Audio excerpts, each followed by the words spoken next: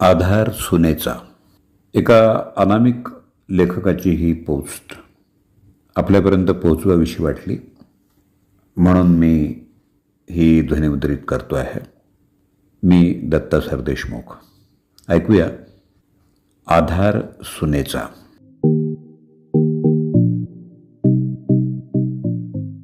मी आणि माझी पत्नी दुपारी बसून चर्चा करत होतो.